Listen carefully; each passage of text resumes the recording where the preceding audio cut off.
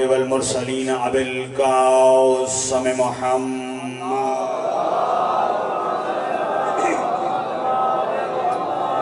وعلى أهل بيته الطيبين الطاهرين المعصومين المظلومين المطهرين الذين أذهب الله عنهم الرجس وطهرهم تطهيرا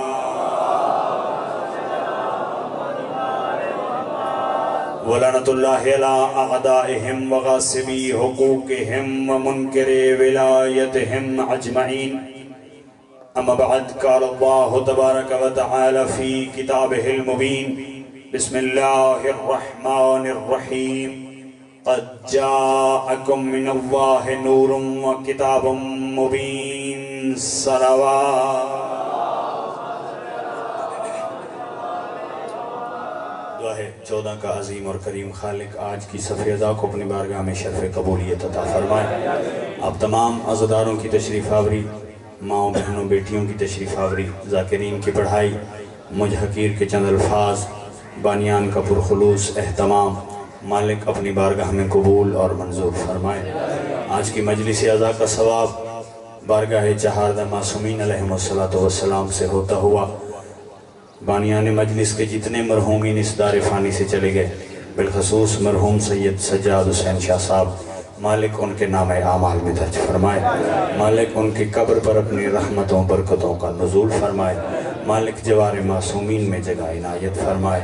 آپ سب کے مرحومین کے، مجھ حقیر کے مرحومین کے، بانیان کے مرحومین کے مالک صغیرہ کبیرہ گناہ معاف فرمائے. مالک اللہ ابتداء مجلس سے اختتام مجلس تک جس نے شرکت کی ہے، مالک سب کے مال و رزق میں برکت عنایت فرمائے. جو بیمار ہیں مالک شفائے کاملہ عطا فرمائے. جو بے اولاد ہیں مالک عزادار بیٹوں سے جھولیاں آباد فرمائے. سب کی توجہ ہو گئی ہے. میں ایک مخصوص انداز میں ایک مخصوص دعا مانگنے لگا ہوں اور اپنی ہر مجلس کی ابتدا اسی دعا سے بھائی جان کیا کرتا ہوں. یہ دعا بھی ہے اور یہ میرے زمانے کی حجت کا تعارف بھی ہے. جو زبانیں بول رہی ہیں اللہ ان زبانوں کو کسی کا محتاج نہ کرے. یہ دعا بھی ہے، یہ میرے مولا کا تعارف بھی ہے، تاکہ ان بچوں کو سمجھ آ جائے کہ ہمارے زمانے کی حجت کون ہے. کیونکہ وہ امام ہے جس کے لیے خود معصوم فرما رہے ہیں: من ماتا ولم یعرف امام زمانہ ماتا میتتن جاہلیہ، کہ جو مر گیا اور اپنے زمانے کے امام کی، آپ سلامت رہیں بول پڑے ہیں، اپنے زمانے کے امام کی معرفت نہ رکھتا ہوا وہ جاہلیت کی موت مر گیا. آج تک اس حدیث کا، آپ سلامت رہیں جو ہاتھ بلند ہوئے، آج تک ممبر سے اس حدیث کا اتنا ہی ترجمہ کیا گیا کہ جو مر گیا اور زمانے کے امام کی معرفت نہ رکھتا تھا، آپ سلامت رہیں، وہ جاہلیت کی موت مرا. مگر میت کے لیے عربی زبان میں 2 لفظ استعمال ہوتے ہیں. اگر میت کسی انسان کی ہو تو اسے کہا جاتا ہے میتا، اگر میت کسی حیوان کی ہو تو اسے کہا جاتا ہے میتا. معصوم نے یہ نہیں کہا کہ من ماتا ولم یعرف امام زمانہ ماتا میتتن، نہیں، فرمایا ماتا میتتن جاہلیہ، کہ جو امام زمانہ کی معرفت کے بغیر مر گیا اس کی موت اور کتے کی موت میں فرق ہی کوئی نہیں ہے. یہ ہاتھ سلامت، یہ زبان سلامت، مل کے بولو حیدری. آل محمد آپ کو سلامت رکھے. تو اس زمانے کے امام کی خاطر میں دعا کرانے لگا ہوں. سب نے توجہ کرنی ہے، سب نے میرے ساتھ دعا فرمانی ہے، اور جتنا میرا حق بنے اتنا میرے حق میں دعا آپ نے فرمانی ہے. دعا مانگنے لگا ہوں. خالق کائنات، عصر حاضر کے وجہ اللہ، عصر حاضر کے عین اللہ، عصر حاضر کے نفس اللہ، باب اللہ، قلب اللہ، سیف اللہ، اسد اللہ.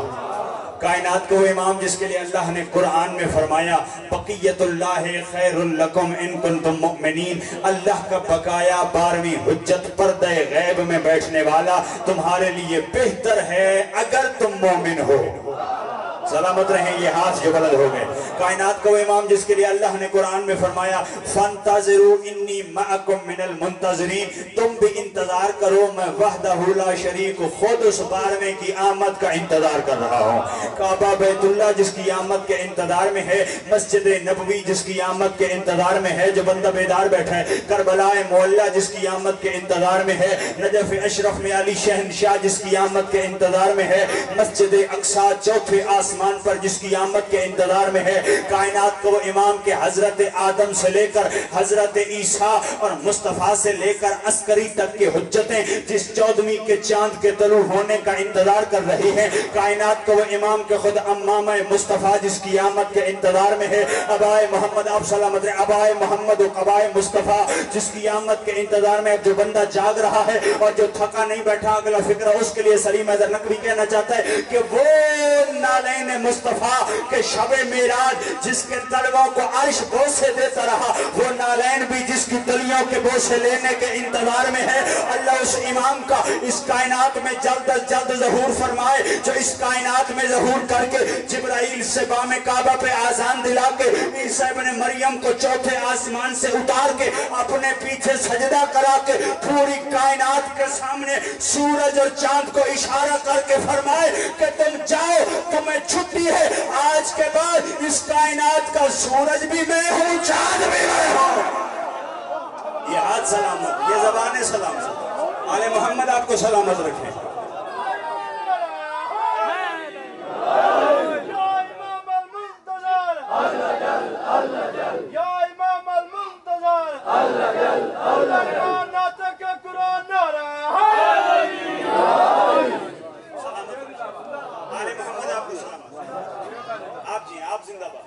آپ کا معیار سماعت زندہ باد، بہت ہی خوبصورت انداز سے آپ نے سنا، آپ کی سماعت کو میرا سلام ہے۔ میں نے قرآن حکیم میں سے سورہ مائدہ آیت نمبر 15 کو میں نے تلاوت کیا، جس میں خالق ارشاد فرما رہا ہے قد جاءکم من اللہ نور و کتاب مبین، تحقیق تمہارے پاس مجھ اللہ کی طرف سے 2 چیزیں آئی ہیں، مجھ اللہ کی طرف سے 2 چیزیں آئی ہیں، ایک کتاب مبین کتاب اور دوسرا نور، ایک کتاب دوسرا نور، ایک کتاب دوسرا نور۔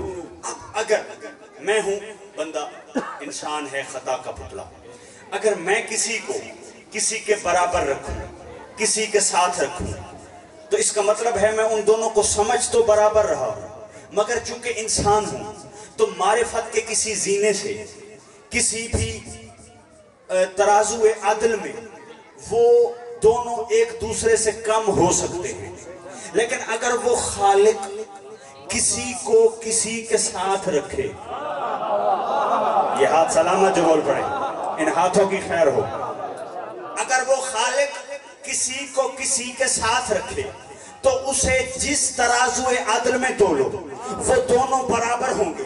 اب خالق نے سورہ مائدہ کی آیت نمبر 15 میں فرمایا کہ تمہارے پاس 2 چیزیں آئی ہیں، ایک کتاب دوسرا نور، ایک کتاب دوسرا نور، یعنی خالق نے ان دونوں کو ساتھ رکھا، یعنی خالق کے ساتھ رکھنے کے انداز نے بتایا جیسی کتاب ہے ویسا نور ہے۔ سلامت جو بول پڑے ہو، جیسی کتاب ہے ویسا ہی نور ہے، یعنی اگر کتاب لا ریب ہے تو نور بھی لا ریب ہے، اگر کتاب پہ عیب ہے تو نور بھی بے عیب ہے، اگر کتاب بے مثال ہے تو نور بھی بے مثال ہے، اگر کتاب لا زوال ہے تو نور بھی لا زوال ہے، یعنی اللہ نے دونوں کو ساتھ رکھا تو دونوں ایک جیسے ہیں، تو پھر فیصلہ ہو گیا کہ جیسے اللہ کی کتاب نازل ہوئی ویسے ہی یہ نور نازل ہو گیا ہے۔ جیسے اللہ کتاب نازل ہوئی ویسے ہی یہ نور نازل ہوا۔ چلیں بات یہاں تک ہر بندے تک پہنچ گئی، اب آگے چلتے ہیں۔ میں نے کہا ایک آئی ہے کتاب، دوسرا آیا ہے نور۔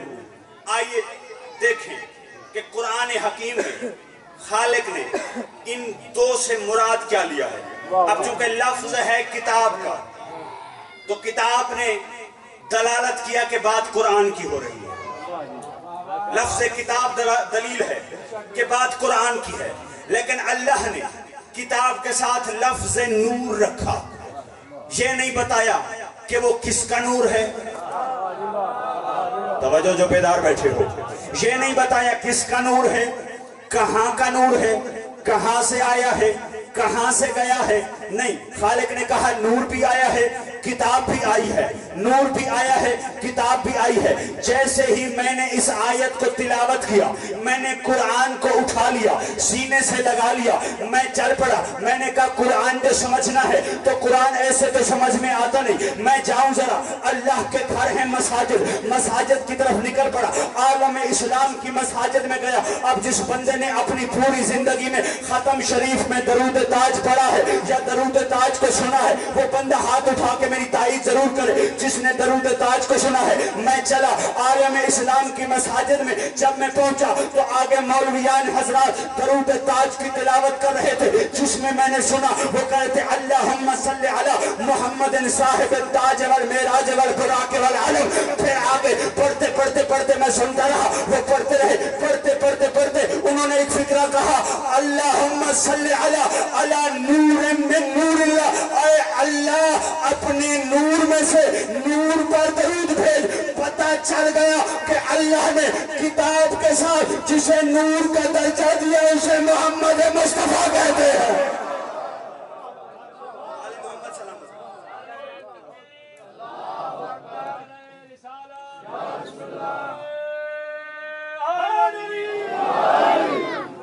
تھک تو نہیں رہے میری بات سے؟ یہ بات تشریف لے آئے میرے بزرگ، میرے وطن کی مٹی، مالک ان کا سایہ سلامت رکھے۔ توجہ ہے میری طرف، فرمایا درود تاج میں اے اللہ اپنے نور میں سے نور پر درود بھیج، اور کہہ رہا ہے میرے نبی کے لیے۔ پتہ چلا درود تاج سے کہ وہ نور میرے نبی کا نور ہے، اللہ کے حبیب کا نور ہے، مصطفیٰ کا نور ہے، خاتم النبیین کا نور ہے۔ اچھا آؤ اب ذرا دیکھیں، یہ نور من نور اللہ، یہ اللہ کا نور ہے، میرا نبی اللہ کا نور ہے، میرا نبی اللہ کا نور ہے۔ اچھا اب دیکھتے ہیں، ابھی مجھ سے پہلے بھائی تنعیم العباس نے بھی اشارہ کیا، لیکن میں قرآن کی آیت کو ساتھ لے کے اشارہ کرنا چاہتا ہوں۔ قرآن کی آیت سورہ یونس، سورہ یونس آیت نمبر 5، خالق کے ساتھ فرمایا هو الذی جعل الشمس ضیاء والقمر نورا، وہی خالق ہے جس نے سورج کو روشنی بنایا۔ توجہ توجہ توجہ جو بیدار بیٹھے ہیں، وہی خالق ہے، وہی اللہ ہے، وہی الہ ہے جس نے سورج کو ضیاء چمکدار روشن بنایا، والقمر نورا، اور قمر کو یعنی چاند کو نور بنایا۔ یعنی قرآن سے پتہ چل گیا کہ چاند بھی نور ہے، درود تاج سے پتہ چل گیا کہ میرا نبی اللہ کا نور ہے، چاند بھی نور ہے، میرا نبی اللہ کا نور ہے، چاند کا اپنا نور ہے، میرا نبی اللہ کا نور ہے۔ دیکھنا ان دو نوروں میں فرق کتنا ہے کہ میرے نبی کے نور کی عظمت کتنی ہے اور چاند کے نور کی حیثیت کتنی ہے۔ قرآن نے کہا چاند نور ہے، درود تاج میں عالم اسلام نے کہا نبی پہ درود بھیج کے کہ یہ اللہ کا نور ہے۔ میں نے جب دیکھنا چاہا کہ چاند کے نور کی حیثیت کیا ہے، نبی کے نور کی فضیلت کیا ہے، تو مکہ میں مجھے پتہ چلا کہ ایک مرتبہ آمینہ کے لال نے اپنی انگلی کو اٹھا کے جب چاند کی طرف اشارہ کیا تو اللہ کے نور کی انگلی کو دیکھ کر چاند والا نور دو ٹکڑے ہو گیا۔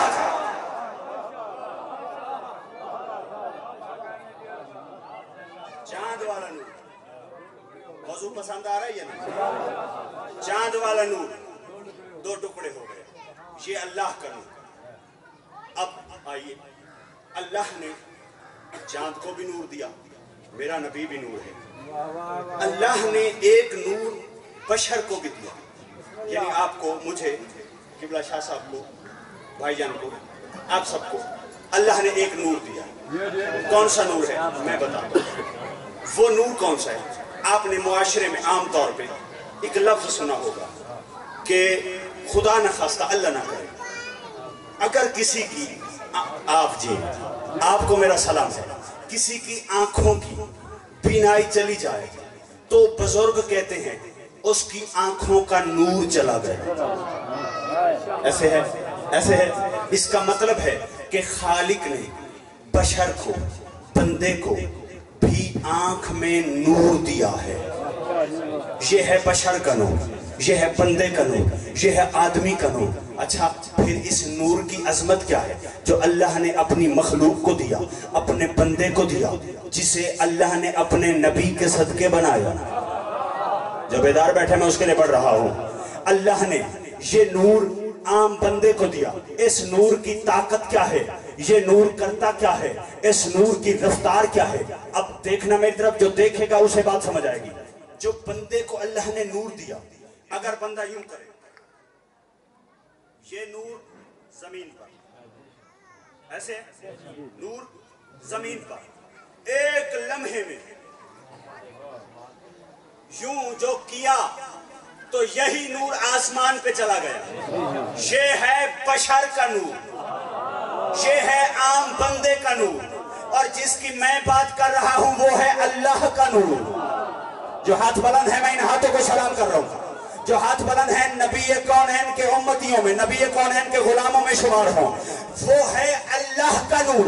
یہ بندے کا نور ایک لمحے میں زمین پہ، اگلے لمحے میں آسمان پہ چلا گیا۔ جو اللہ کا نور ہے اس کی عظمت یہ ہے کہ وہ جب اللہ کے پاس سیر کرنے گیا، 18,000 راز کی باتیں کر کے جب واپس آیا، بستر گرم تھا، کنڈی ہل رہی تھی، پانی ابھی چل رہا تھا۔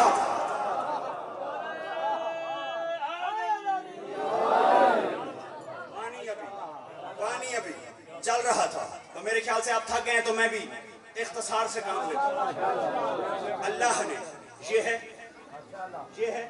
اللہ کا نور، یہ ہے اللہ کا نور۔ اچھا، اب اللہ نے اس نور کو اپنے نور سے جدا کیا، اس نور کو اپنے نور سے جدا کیا۔ اب لوگ سوچتے ہیں پتہ نہیں کوئی ٹکڑا تھا کہ کاٹ لیا، علیحدہ کر لیا۔ نہیں، اس کی مثال معصوم نے دی ہے۔ فرمایا اللہ نے اس نور کو اپنے نور سے ایسے بنایا جیسے ایک چراغ جل رہا ہو، دوسرے چراغ کو اسی سے جلا لو۔ پہلے کی روشنی میں کمی نہیں آتی۔ آپ کی کیا بات ہے، پہلے کی روشنی میں کمی نہیں آتی، دوسرا بالکل ویسے ہی جگمگا اٹھتا ہے۔ دیکھنے والے کو پتہ نہیں چلتا خالق کون ہے، مخلوق کون ہے۔ آل محمد نے ہاتھوں کو سلامت رکھیں۔ اللہ نے ایسے اپنے نور سے اس کو جدا کیا۔ اب جب جدا کیا تو چونکہ یہ نور تھا اللہ کا اور خالق ایک تجربہ کر چکا تھا، خالق نے قرآن میں وہ تجربہ لکھا ہے، تجلی ربہ، جب تیرے رب نے طور پر تجلی کی۔ وہ تھا اللہ کا نور جس کی تجلی ہوئی تو نبی بے ہوش، امتی مر گئے۔ نبی بے ہوش، 40 متقی امتی، نبی کے صحابی، چنے ہوئے صحابی، وہ مر گئے، نبی بے ہوش ہو گیا۔ تو خالق یہ جانتا تھا کہ اگر یہ نور ڈائریکٹ چلا گیا تو پھر کوئی اس کو برداشت نہیں کر پائے گا، کوئی اس کو دیکھ نہیں پائے گا، میری ساری کی ساری مخلوق ختم ہو جائے گی، میرا زمین و آسمان گر پڑے گا۔ اللہ نے پھر اس نور کو پردے پہنانا شروع کیے۔ فاسون فرما رہے ہیں اللہ نے اپنی رحمت سے 12 حجابات کو خلق کیا، 12 پردوں کو خلق کیا۔ پتہ نہیں اللہ کو 12 سے محبت کتنی ہے کہ اللہ نے یہ ہاتھ سلامت رہے، یہ ہاتھ سلامت رہے کہ اللہ نے 12 پردے خلق کر دیے۔ پھر اللہ نے اس نور کو ان 12 پردوں میں سے گزارنا شروع کیا۔ پہلے پردے میں 11,000 سال تک یہ نور رہا، دوسرے پردے میں 10,000 سال تک، تیسرے پردے میں 9,000 سال تک، چوتھے پردے میں 8,000 سال تک یہ نور پردوں سے گزرتا آیا۔ پردے اس نور پہ پڑھتے آئے، پردے اس نور پہ پڑھتے آئے۔ پھر اللہ نے جب یہ آخری پردے سے نکلا اپنی رحمت سے 12 دریا خلق کر دیے۔ پھر اللہ نے اس نور کو دریاؤں میں سے گزارنا شروع کیا، میں دیکھوں گا کہ اس کے دل میں نبی کونین کی کتنی محبت ہے۔ جب اللہ نے 12ویں سمندر نور میں سے اس نور کو نکالا تو نور نے اس کے جلال کو دیکھا، اور دیکھتے ہی اس کے سجدے کے لیے اپنی پیشانی کو خم کیا، تو اس کے جلال سے اس نور کی جبین اقدس پہ آیا جو پسینہ، تو خالق نے پسینہ گرنے نہیں دیا بلکہ محفوظ کر کے اسی پسینے سے کسی کو آدم تو کسی کو نور بنا دیا تھا۔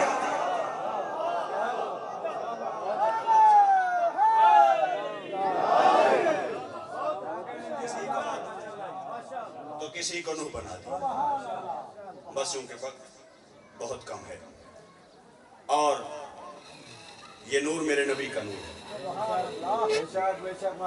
اور فرمایا انا و علی من نور واحد، میں اور علی ایک نور سے ہیں، میں اور علی ایک نور سے ہیں۔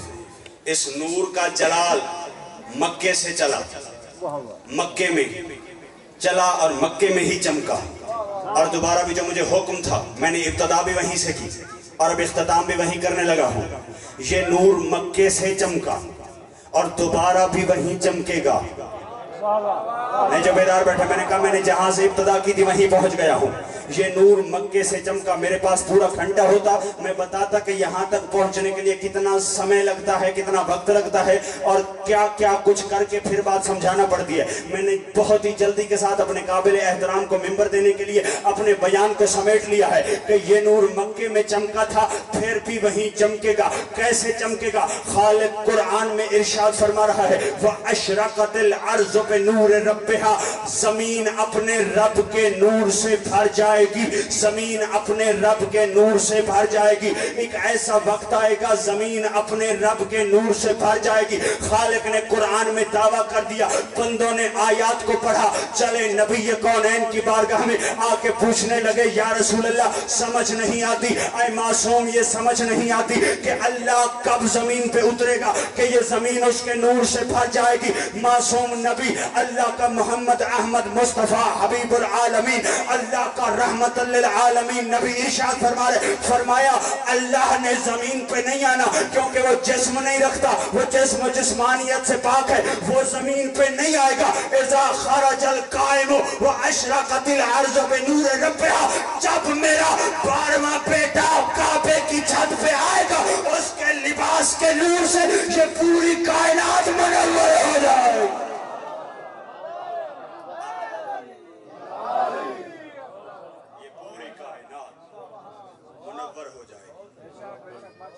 اور وہ آ کے پوچھے گا کہ کیوں 3 دن تک لاشا دھوپ میں پڑا رہا،